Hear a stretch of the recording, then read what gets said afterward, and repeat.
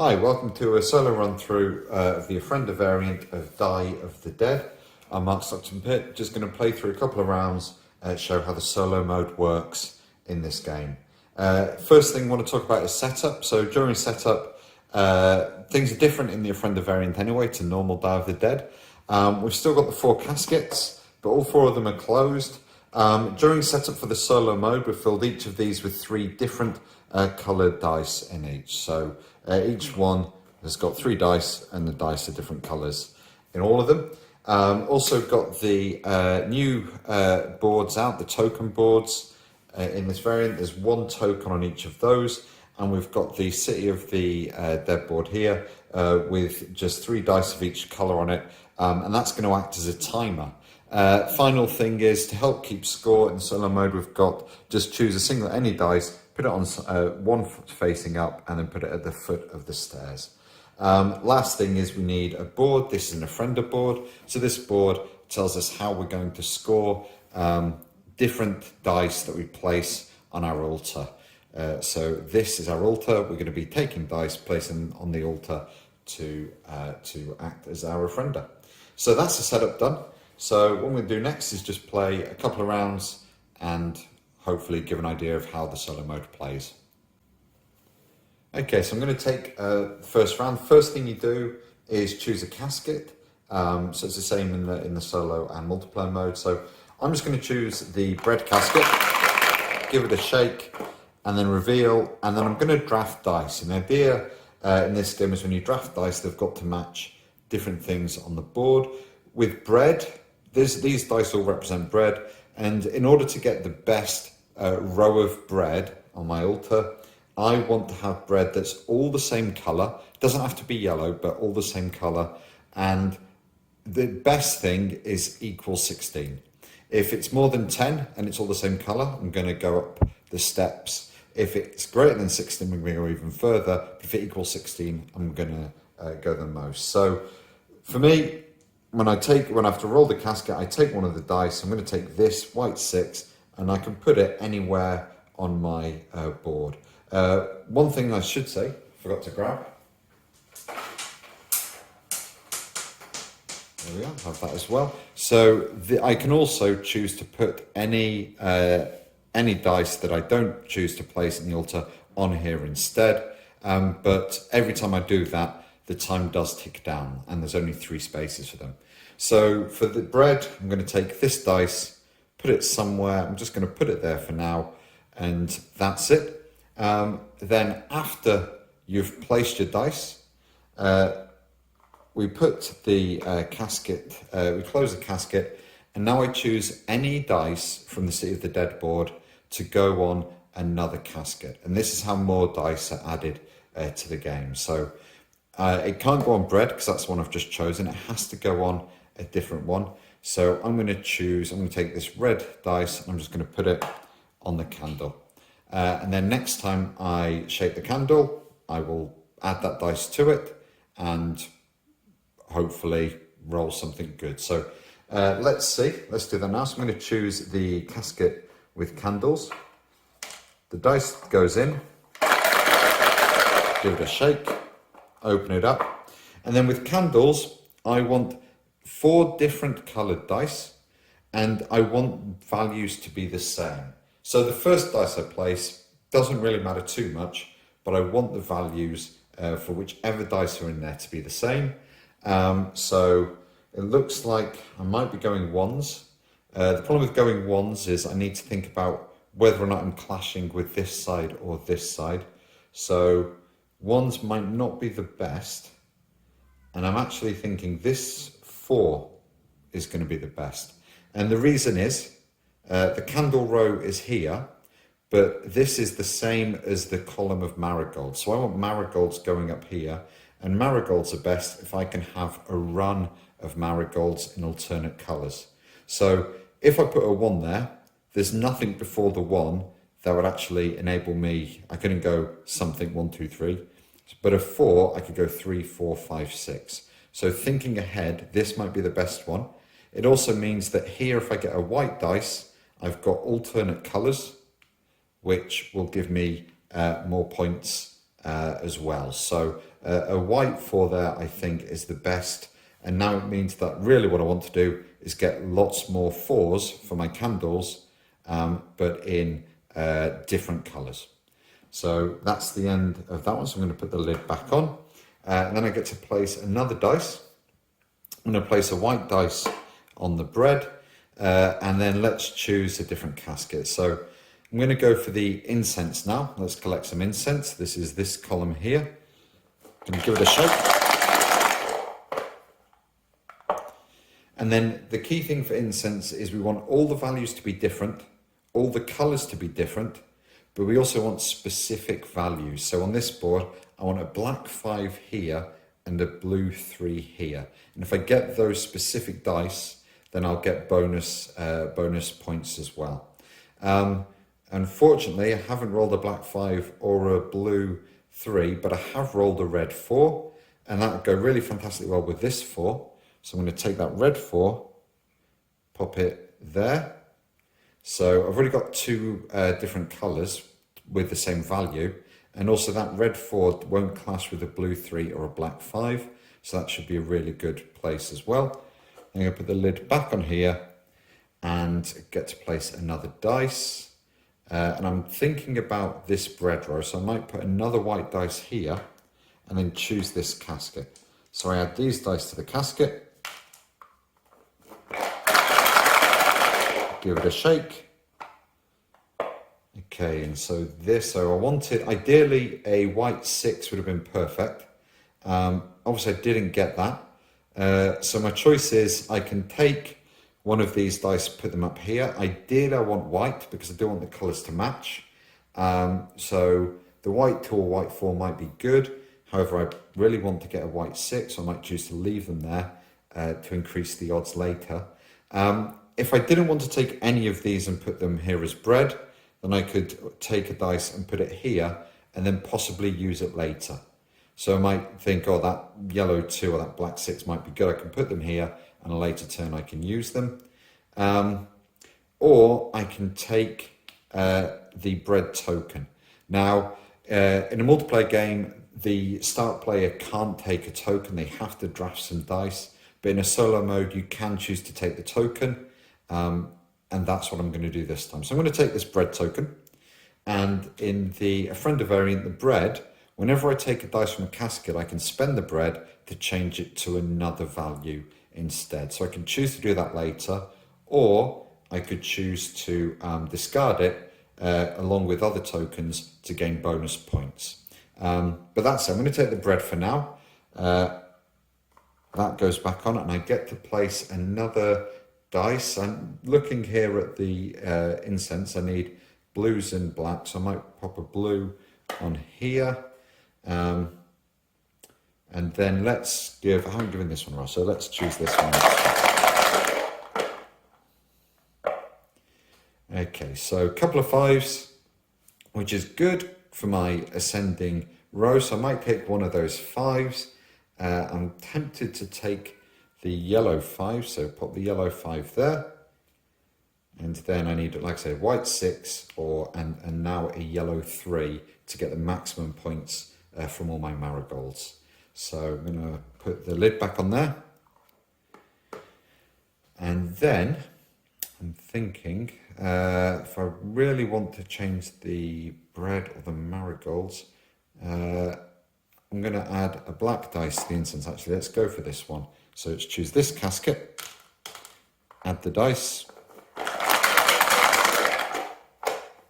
give it a roll, and we've got a blue 5. That's not a black 5. We've got a blue 2, and at this point I'm a bit stuck because I want a black 5 or a blue 3. They're not there. I don't want to take them and put them there because I want all of that to be white. So I'm going to actually spend my bread token. That just leaves the game, and I'm going to take the black 6, but I'm going to turn it into a 5 to match the blue 5, and that can go there. So I've matched the colour on that and number on that incense burner. So that was that turn. Put this back. Then place another dice. So marigolds, I definitely want a yellow there, so I might put that in the marigolds. And then let's have another go at the bread. Let's see if we can get a white 6. Okay, no, so no white 6. So I could definitely take the white 3. The white 1 might be good there, because I do need different numbers here. I don't want a 4 or 5. That black 4 would go well here. So what I might do is I'm going to take this black 4, just pop it there, with the idea that later on when I do candles, I can put it there or there, because I need 2 more 4s in different colours. There we are. So now I need to put another dice down. The reason I'm not putting the white dice there to increase my odds is because these caskets, when I start filling this up, the caskets are going to start moving. And at that point, I might need some more whites here to put in the bread. So what I might do, I'm not really using the red dice very much. I don't have much use for them. I'm going to put another blue dice in the incense burner. There we are. Okay. So I'm going to choose the marigolds again. Maybe not the best of choice. I do forget what that's. Oh, okay. So, yeah, that's not a great roll at all. Probably the wrong casket to choose. So, I don't think I want any of those dice. No, don't want any of those dice at all. So, I'm just going to take the token at this point. Now, this token, the marigold token, in a multiplayer game, it means that if you're the first player, you don't have to draft a dice from the casket. In a solo mode, because you can do that anyway, you can always move your dice from this preparation board to the altar. If you spend the marigold token to do so, then you don't. You essentially get to do it for free. You don't need to spend one of your dice from this time track to do so, because as soon as these dice run out, the game is over. And so that can be really useful to essentially buy you some time. Anyway, I've taken that token, so now I need to place a dice on a casket. That marigold casket's pretty poor at the moment. However, I think I might go for the candles. I've got this to go in the candles, so I need a blue or a yellow. Let's put a yellow in the candles. And then I'm actually going to roll the incense casket, because I know there's lots of blue. And I want that blue 3, which isn't there. Okay, so those dice, oh no, none of those are ideal. So same thing, I think I might just take this token. It can be useful to take a token, but obviously you can only do it once on each. This token lets me adjust a die up or down by 1 when I take it. So that can be up or down by 1, I take it, can be incredibly useful later on. Okay, but I've taken that. Let's pop, I'm going to pop another yellow, but this time on the marigolds. I'm gonna go for the candle. So let's give this a roll. I'm looking for 4s here. Oh, and a yellow 4, which is perfect. So take that yellow 4. Doesn't matter which one of these it goes in, so I'm just going to pop it there. Lid goes back on, so now I really want a blue or black 4, but I do have this black 4 I've been saving up. So that blue really needs to go to the incense, and I really do want some more white on the bread. I'm actually going to put the white on the marigold, and I think I might, let's have a look. So I've got one more space for candles, and then that's done. But I also do want that token, because if I don't use these tokens, I can swap 3 of them for 1 extra point to go up on the steps. So let's see. Right, let's choose something to make sure you're not just watching an empty screen. So I am going to go, let's go for the marigolds. We've got the dice on there, let's go for the marigolds.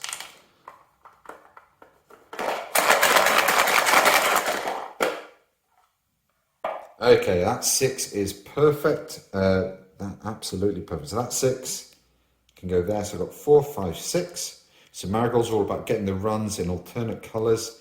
It also goes nicely with this bread. So I've got 12 at the moment with bread.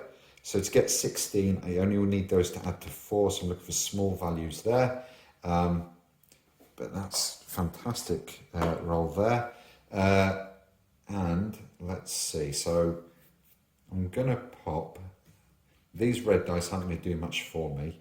And neither of the black dice. The blue dice I definitely want in the incense, but these are going to start shifting around soon as things get completed. So let's pop the blue dice on the candle, and hopefully if things do move around that won't be too much of an issue, because I am going to go for the bread. Definitely want something there. I know from memory there are a lot more white dice in here. So the 2, I'll take that 2, pop it there, because again I really want a blue 3, and then that'll give me 4 different numbers in 4 different colours.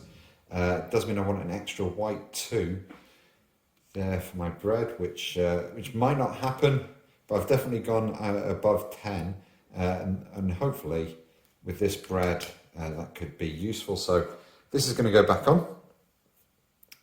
This red token, this red dice, let's pop this here. I don't think it matters too much. This really is just a timer now. As you can see, it's not much time at all with this. Right, let's go again. We'll see if we can complete the bread. So really want a white 2 would be perfect.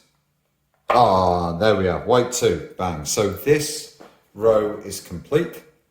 And this lid goes back on, and then at the end of your turn, before we put in these dice, because this row is complete, we score it.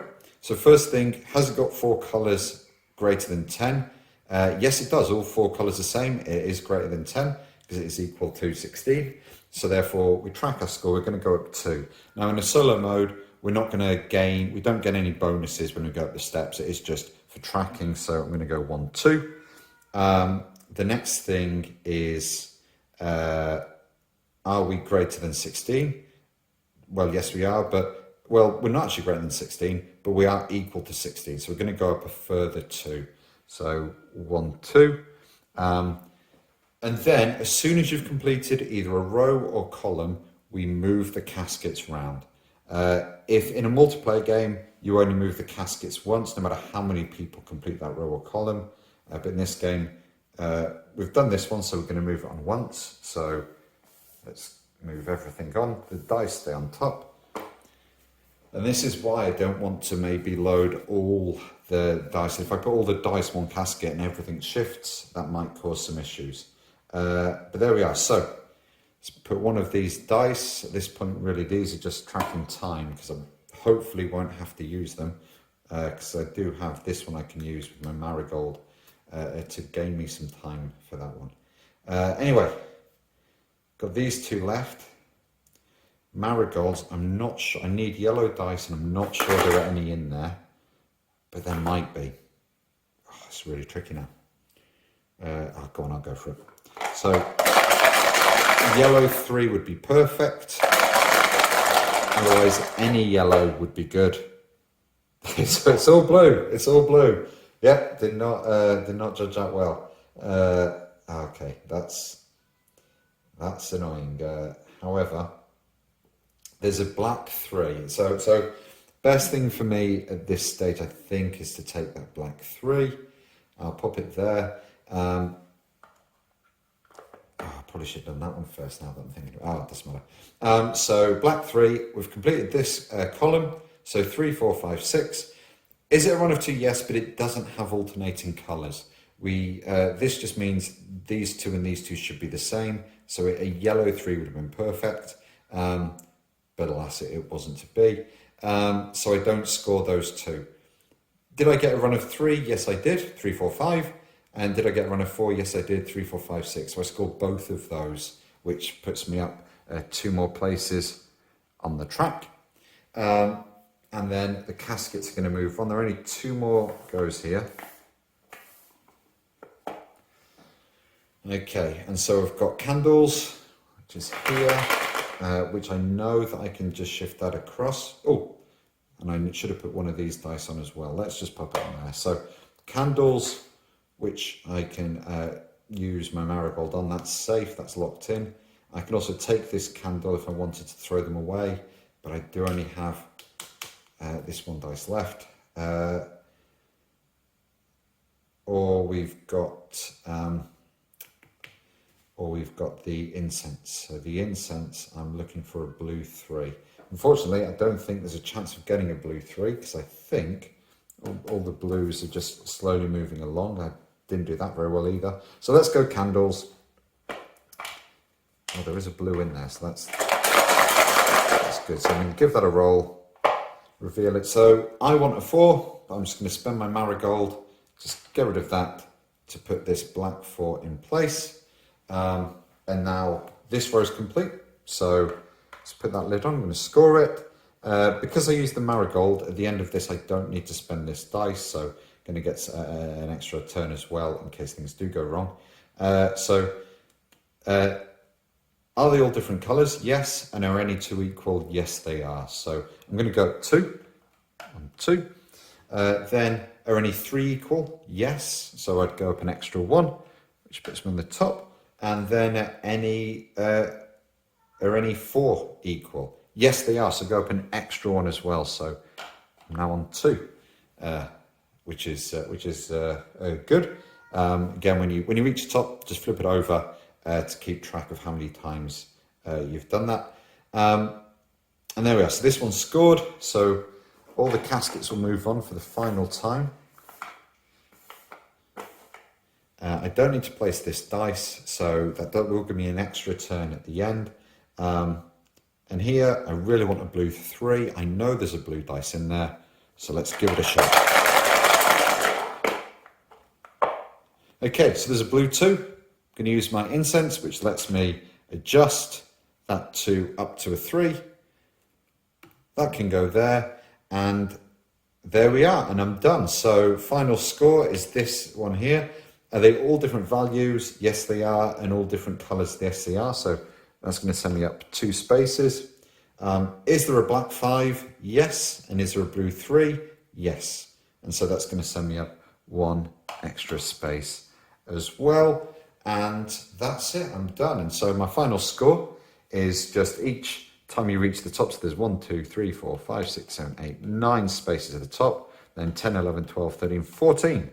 Which is pretty good. I had 2 extra turns. Well, actually, 1 extra turn. This would have been spent, then we could have 1 extra turn, which I couldn't really have done anything with because 1 token doesn't really mean much in the solo game. But that's it. I've got hopefully a lovely looking Ofrenda here. I've drafted the correct dice, and that's how the solo mode of Die of the Dead works, the Ofrenda variant. Thank you for watching. Hopefully, you've learned a little bit about how this works. Any questions, obviously, just get in touch. Thank you.